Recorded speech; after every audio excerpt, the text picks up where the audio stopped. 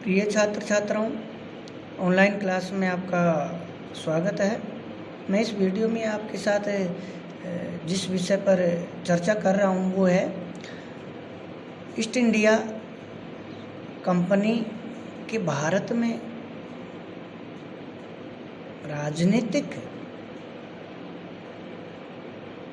सत्ता स्थापना प्राप्त करने का जो प्रयास किया, अपने राजनीतिक उद्देश्यों की पूर्ति के जो प्रयास किए, उस समय भारत की जो राजनीतिक स्थिति थी उसमें क्षेत्रीय राज्यों का उदय, उनकी स्थिति, उनके शासक की स्थिति क्या थी, इसी कड़ी में मैं आपसे बात कर रहा हूँ अवध के राज्य की। अवध, मैसूर, गुजरात, मालवा, इन राज्यों की हम इस वीडियो में बात करेंगे।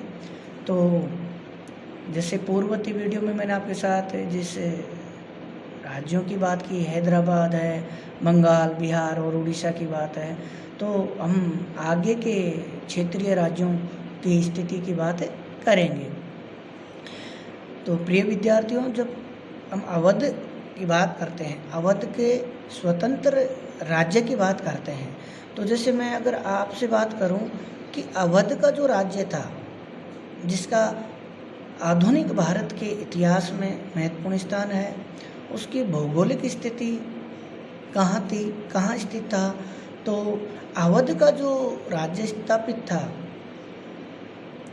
वो था वर्तमान लखनऊ के आसपास के जो राज्य जिले हैं, उसके आसपास का क्षेत्र अवध के नाम से जाना जाता था। अवध के स्वायत्त शासी राज्य का संस्थापक था मीर मोहम्मद अमीन सादत खां उर्फ बुरहान मुल्क। वह मुगल दरबार में ईरानी अमीरों का नेता था।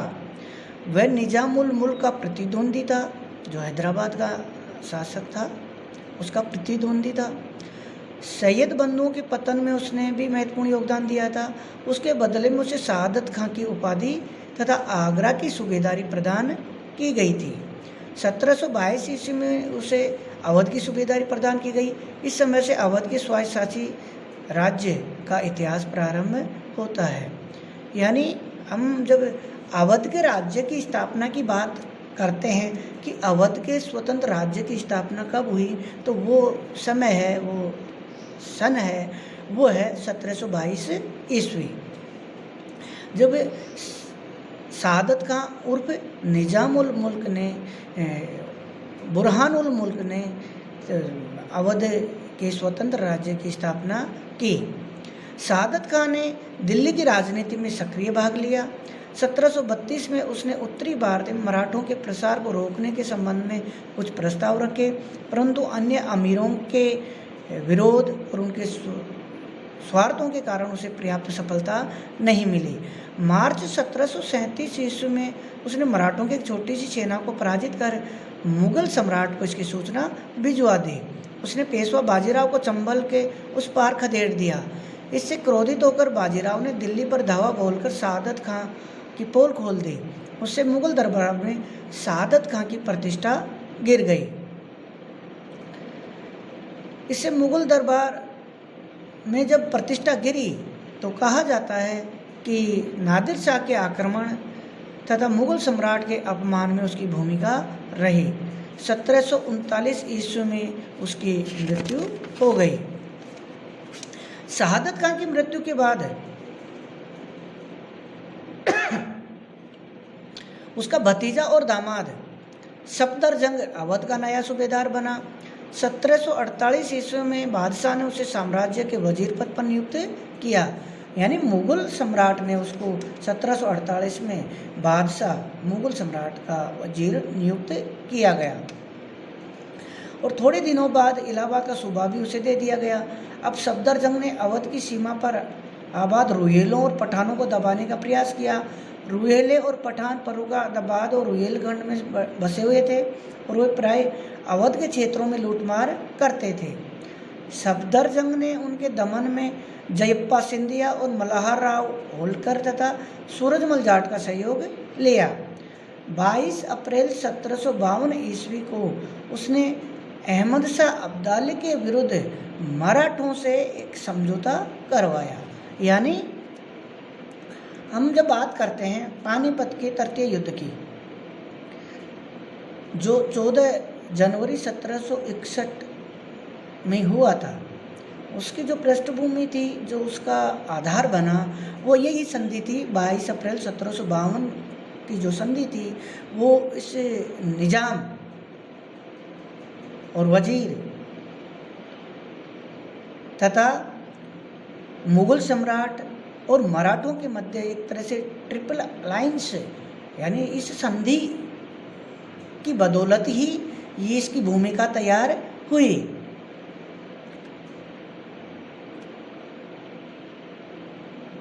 लेकिन सम्राट ने इसको रद्द करते हुए पंजाब अब्दाली को सौंप दिया। इस प्रकार सम्राट और वजीर में अघोषित युद्ध छिड़ गया। इसमें वजीर को परास्त होना पड़ा। सफदरजंग वजीर पद को छोड़कर अपने सूबे में चला गया और अक्टूबर 1754 में उसकी मृत्यु हो गई। सफदरजंग की मृत्यु के बाद उसका पुत्र शुजाउद्दौला अवध का नवाब बना। शुजाउद्दौला के समय अवध की राजनीति में गंभीर परिवर्तन हुए। उसने मुगल शहजादा अल गौहर को अपने राज्य में शरण दी। उसने पानीपत के तीसरे युद्ध में मराठों के विरुद्ध अब्दाली का साथ दिया। अल गौहर के मुगल सम्राट बनने पर 1762 ईस्वी में उसे वजीर के पद पर नियुक्त किया गया। उसने बंगाल के नवाब मीर कासिम को अपने राज्य में शरण दी और अंग्रेजों के विरुद्ध बक्सर का युद्ध लड़ा। इस युद्ध में उसकी पराजय हुई। तब से अवध अंग्रेजों के प्रभाव में चला गया। दूसरा राज्य गुजरात। गुजरात मुगल साम्राज्य के सबसे समृद्ध प्रांतों में से एक था, लेकिन केंद्रीय शक्ति के क्रमशः पतन के कारण गुजरात पर पूर्ण नियंत्रण स्थापित बनाए रखना कठिन हो गया। अतः मराठों को गुजरात से चौथ वसूल करने का अधिकार दिया गया, तो उसका प्रभाव भी बढ़ता गया। गुजरात के तत्कालीन मुख्य मुगल सूबेदार महाराजा अभय सिंह ने जब मराठों के बढ़ते हुए प्रभाव को रोकने का प्रयास किया तो 1733 ईस्वी में उसे बुरी तरह से पराजित होना पड़ा और वह गुजरात की शासन व्यवस्था अपने अधिकारियों को सौंपकर जोधपुर चला आया। 1735 तक मराठे गुजरात के वास्तविक शासक बन गए। आगे चलकर बड़ौदा का राज्य स्थापित हुआ और गायकवाड़ परिवार ने गुजरात पर शासन किया। पांचवा राज्य था मालवा।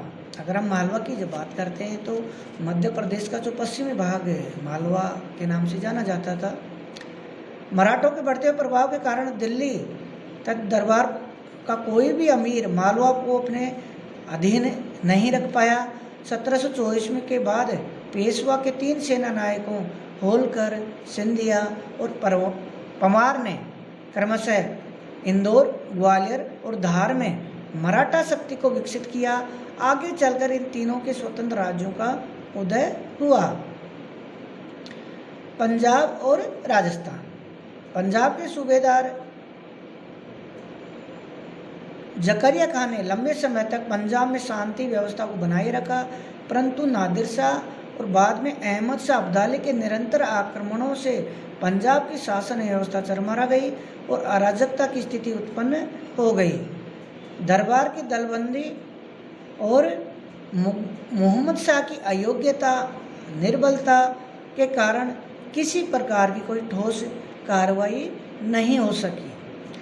राजस्थान के शासक भी जब दिल्ली की राजनीति से अलग थलग पड़ने लगे, सवाई जयसिंह ने अपने स्वार्थों के निमित्त अवश्य ही महत्वपूर्ण भूमिका निभाई, परंतु राजस्थान में मराठों के हस्तक्षेप ने उन्हें दिल्ली की राजनीति से दूर ही रखा। सातवां राज्य था मैसूर का राज्य। 18वीं सदी के मध्य में मैसूर पर चीका कृष्ण राज का शासन था, परंतु वह नाममात्र का शासक था। शासन की समस्त शक्तियाँ देवराज और नंदराज नामक 2 भाइयों के हाथ में थी। बाद में नंदराज राज्य का सर्वेसर्वा बन गया। उस समय हैदर अली नाम का एक योग्य व्यक्ति नंदराज की सेना में नायक के पद पर आसीन हुआ। यद्यपि हैदर अली अनपढ़ था, किंतु वह असाधारण प्रतिभा का धनी था। योग्यता, उसके पराक्रम तथा रण कौशल से प्रभावित होकर नंदराज ने उसे डिंडुलगढ़ का दुर्ग का फौजदार नियुक्त किया। उस समय मैसूर का दीवान था खांडेराव। उसने राजमाता तथा हैदर अली से मिलकर नंदराज को परास्त कर दिया, परंतु उसके बाद हैदर अली ने शासन सत्ता राजमाता को सौंपने के स्थान पर स्वयं अपने हाथ में ले ली और दीवान खांडेराव को कैद खाने में डाल दिया। शासन सूत्र संभालने के बाद भी हैदर अली ने अपने आप को राजा घोषित नहीं किया, अपितु राजा के नाम पर ही शासन किया। 1750 ईस्वी में जिस समय हैदराबाद के निजाम नासिर जंग की हत्या की गई थी, हैदर अली अपने सैनिकों सहित हैदराबाद में ही था। नासिर जंग की हत्या के बाद उसके विरोधी उसका राजकोष लूटकर भागने लगे।